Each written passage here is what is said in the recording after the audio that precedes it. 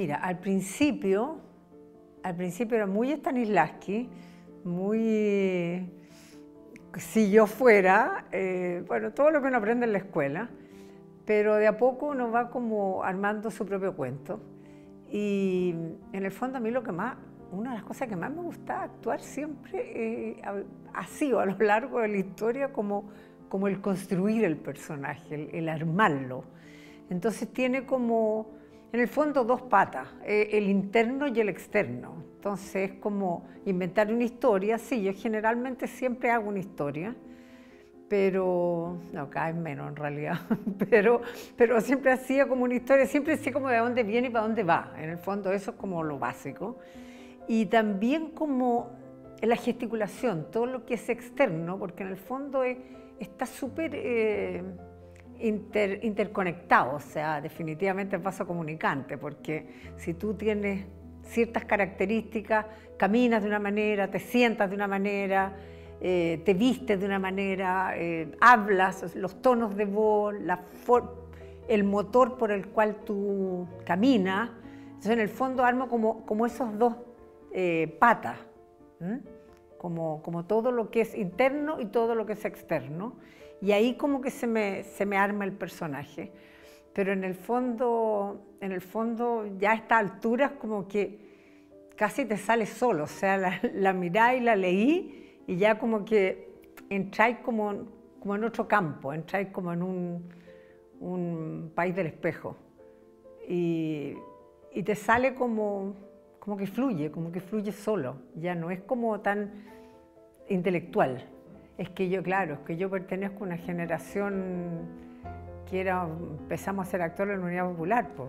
Entonces, obviamente, no solo íbamos a cambiar el mundo a través del teatro, pero de todas maneras. Entonces era como el teatro tenía que tener un sentido, no podía ser, no sé, pues teatro de entretención, que finalmente es bastante legítimo también, pero para nosotros era terrible. Un teatro que no tuviera contenido o no tuviera un sentido social o de denuncia o con algún planteamiento era una cuestión inconcebible.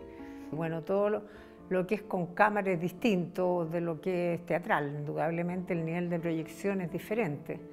O sea, tú ya sabes que si estás en un teatro, sobre todo si es un teatro enorme, la gesticulación y la proyección tiene que ser infinitamente más grande y si estás en cine, generalmente yo pregunto los planos, porque no es lo mismo si estás en un primerísimo primer plano que si estás en un plano general abierto.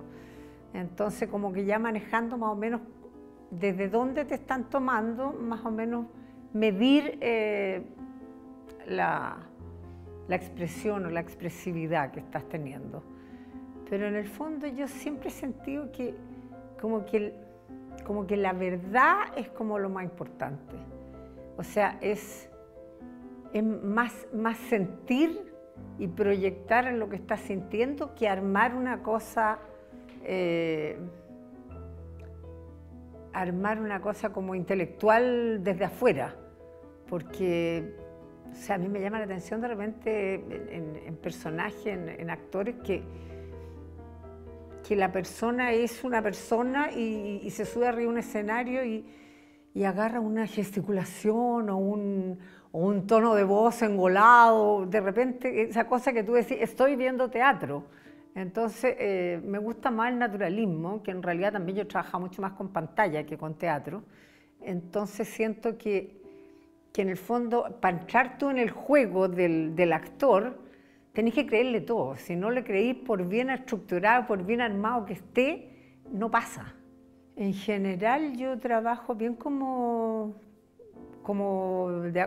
muy como compenetrado con el director, pero no con todos los directores se puede.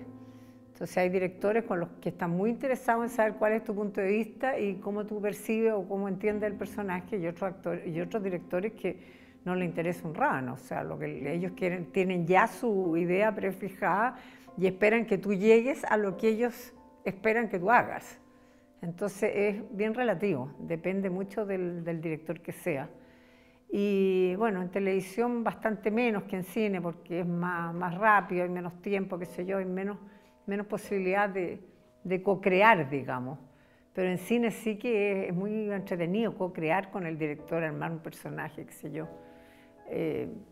Por ejemplo, en La Frontera, con Ricardo veíamos cómo caminaba la Maite y su forma de caminar no tenía nada que ver con la forma de caminar mía, por ejemplo.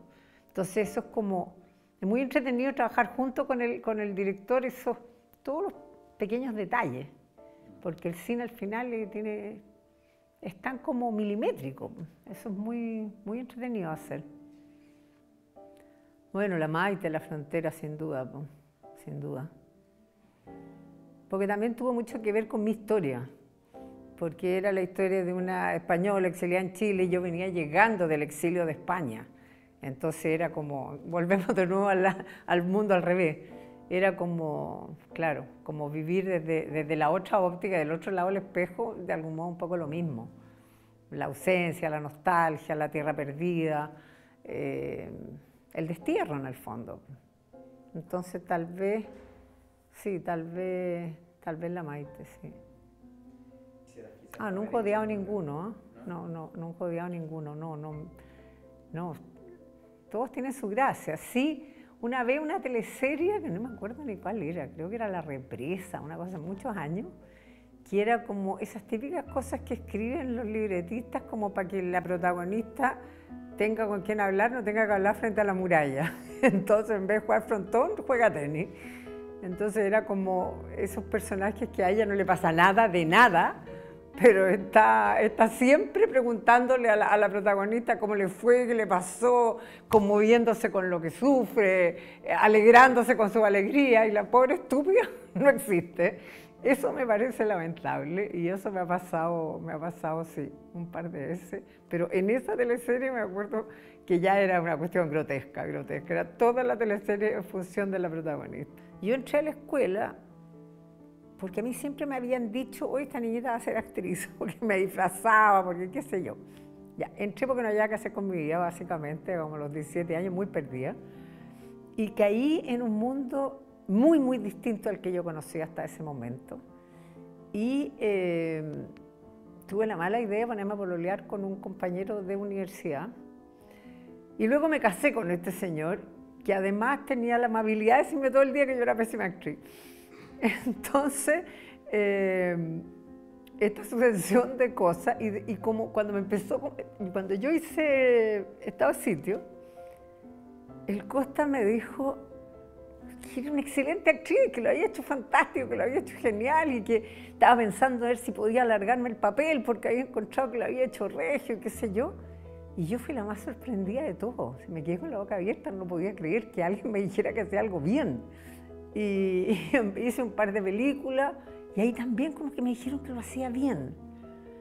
Y que era una película también al servicio hice La Estación del Regreso, que era como la amiga de la protagonista, que era la señora del director, entonces esta amiga también era como una escalera, un trampolín para que ella pudiera poner el pie. Y eso fue como hasta que hice La Frontera. Bueno, la primera opción era la Geraldine Chaplin. La Geraldine es muy amiga mía, yo viví con ella allá en Europa y qué sé yo. Y en algún momento, cuando le fueron a ofrecer el papel, ella les dijo, ¿por qué no me llamaban a mí? Y ahí fue como la primera vez que le sonó como el nombre, parece. Tampoco me conocían mucho ni nada. Yo no conocía a Ricardo. Entonces decidieron hacer un casting. Y ahí hicieron el casting y la productora, que era la Mara Sánchez, que también se murió, era amiga mía y me dijo, preséntate al casting. Y yo le dije, ¿para qué? Porque si no me gana. Después me enteré que la Geraldine me había nombrado, me contó ella después, pero en ese momento yo no sabía. Y me presenté al casting. Entonces, fue un momento traumático en mi vida. Me pusieron un overall que después usaba en la película, en un gran estudio, en Filmocentro, con 50 personas al frente. Y era como, ponte de frente, ponte perfil, llora, ríete. Una cuestión espantosa, además de una mala onda, pero horrible. Bueno, la dirigía Ricardo y todo el mundo opinaba. Era macabro, era de verdad macabro. Y no sé por qué extraño milagro de la creación, no sé si le sonó lo que le dijo la Geraldine o qué, pero probaron a otra actriz y no sé qué, y decidió darme el papel a mí. Y cuando recién llegamos, el dueño del hotel dijo: qué rara esta profesión de ustedes, 5 mujeres y 40 hombres, eso no existe en ninguna parte, esto es muy raro. O sea, ahí ya había un desequilibrio más o menos. Pero en el fondo, ¿qué pasó? Que aparte de Héctor Ríos y la maquilladora, la Margarita Marchi, el Tito Noguera no me acuerdo, y el Pato Munster, bueno, y los otros que estaban al principio, los tiras, qué sé yo, y el resto, todo el equipo técnico, tenían entre 25 y 30 años. Nadie había hecho cine nunca y todos habían hecho publicidad. Entonces era como el ritmo de la publicidad lo que estaba imperando. Y eran todos muy chicos, muy cabros chicos, y eso de algún modo yo creo que se va como, de algún modo se siente. Y era claro, era un poco como Ricardo había sido Boy Scout, entonces era un poco como un grupo Boy Scout que estaban haciendo una aventura. Esa sensación tengo un poco lo que fue. Ahora, difícil, muy difícil, porque la naturaleza era una cuestión tremenda, tremenda, mucho más de lo que nadie piensa. O sea, unas escenas con el pato que estaban todos, tengo una foto que estamos yo con el vestidito de terciopelo que se le ocurrió a la Monse, tan mono, y él con una chaquetita y todos los demás con parca forrado hasta aquí alrededor, y nosotros íbamos a caminar y el pato me pescaba y decía: no puedo hablar de duro que tenga la garganta. Estábamos rígidos de frío, no podíamos hablar de frío. Después teníamos que cruzar el río Imperial para ir a filmar a Nehuentué en balsa, tirando todo el cordel de la balsa. Y yo me acuerdo que le pregunté al balsero: oye, ¿qué pasa si se corta? Pasamos a las 4 de la mañana con una ola de este porte. ¿Qué pasa si se corta el cordel? Ah, me dijo, ha pasado varias veces. Llegamos al mar nomás, nos ahogamos todos. Listo. Y nosotros cero conciencia de lo peligroso que era lo que hacíamos. Pasando en botes, unos botes precarios que había que ir sacando el agua. Qué sé yo, varias veces tuvimos que parar porque se mojaron a tal forma los cables que había que parar, porque si no iba a ser un cortocircuito generalizado. En general fue como eso, como una lucha contra los elementos, así, muy potente, muy potente. Cuando fuimos al Festival de Berlín, a mí los jurados me dijeron, cuando nos dijeron que nos iban a dar el premio, me dijeron a mí: nosotros le vamos a dar el premio a usted. Y no se lo vamos a dar, y se lo vamos a dar a la película, porque este joven es muy joven y tiene posibilidad de hacer mucho cine en el resto de su vida, y con El Oso va a ser un piso muy importante para que pueda seguir haciendo cine. Y es una película y eso nunca más nada. Así que más me habría servido que me hubieran dado a mí el premio. ¿Pero hubieran dado 2 premios a la película? No, en Berlín no podía, no me acuerdo por qué razón. ¿No se puede compartir? Pero en ese momento no se podía, no sé después, pero había que elegir. Y ellos optaron por eso. Y me lo contaron para que yo me quedara deprimida, supongo, porque no había ninguna. Pero yo también, idiota, porque yo trabajé por la película, no trabajé ni una gota por mí en el festival. Y los festivales son mucho lobby también. Mira, en el teatro en Chile había en ese tiempo una especie de institución llamada Las Vacas Sagradas, que eran como los famosos, no sé qué, que hacían lo que se les ocurría, y el resto de la gente era el resto de la gente. Entonces, como... en general de todo, pero básicamente dentro de los actores y los directores. Entonces como que habían como niveles, ¿cachai? Donde ciertas personas tenían ciertos privilegios y ciertas personas no tenían ningún privilegio, ciertas personas recibían ciertos sueldos, los demás no recibían estos sueldos.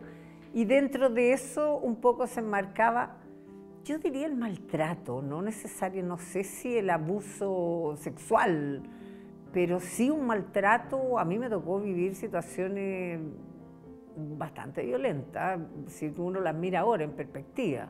En ese momento uno pensaba que era así como lo más normal, pero qué sé yo, un director que yo entré a la oficina y estaba con las patas arriba del escritorio y me dijo: mejor que te vayáis para el otro canal porque yo aquí no tengo nada para ti. no es forma de tratar a las personas, creo yo, por ejemplo. Después otra vez me encontré un productor que me dijo, bueno, el papel es este, pues el sueldo lo discutimos en el Valdivia, ¿te parece? Además, con Patúo no tenía ni una posibilidad de ir al Valdivia con él, ni la más mínima. Lo veo bastante como un zapato chino, fíjate. Lo encuentro que es bien complicado porque en el fondo se puede dar vuelta la tortilla. O sea, tú quieres dejarle más espacio a las mujeres, pero de algún modo al presionar de esta forma podéis hacer hervir la tetera. Entonces puede que a lo mejor la gente, de hecho todos esos hombres que los sacaron ahora a estar furibundos con la mujer el resto de su vida, no me cabe duda. O sea, hay una especie de resentimiento de parte de las personas que son afectadas y esto a su familia, ya una pila de gente más, entonces la cuestión tiene un efecto palitroque importante, no es menor. Siento que es bien complicado porque si tú no lo haces, el machismo y los hombres arrasan. Y si tú lo haces, se puede producir este efecto. Entonces, yo creo que mejor hacerlo que no hacerlo, porque de algún modo lentamente puede empezar a haber un cambio en la sociedad. Pero siento que en el fondo el error de algún modo está el empezar como de afuera para adentro y el empezar como de adulto a niño. O sea, yo siento que para cambiar una sociedad hay que partir de los niños, hay que partir de la educación. O sea, si tú empiezas a crear de algún modo conciencia en los niños más chicos, que es bien difícil porque los papás ya no la tienen y los papás los educan, pero si de algún modo en los colegios, en todas las instancias juveniles, luego, qué sé yo, vas como creando un proceso. O sea, creo que es más paulatino el cambio, para que sea realmente profundo, que como por impacto, porque me da susto. O sea, me da susto que el hacerlo como obligatorio, digamos, cree como el efecto inverso. Porque siento que es un país muy machista y muy patriarcal con una además esquizofrenia como en todo, porque de verdad creo que es un país muy esquizofrénico, que por otro lado cuando sale la imagen como la Bachelet, que era como la imagen de la mamá supuestamente, la gente cae rendida. Entonces somos patriarcales hasta que aparece la mamá. Y siempre Chile ha sido un país muy matriarcal, donde los hombres opinan y tienen los mejores sueldos y tienen los puestos y tienen todo, pero como que las mamás, ni siquiera las señoras, las mamás son las que deciden todo hasta el día de hoy.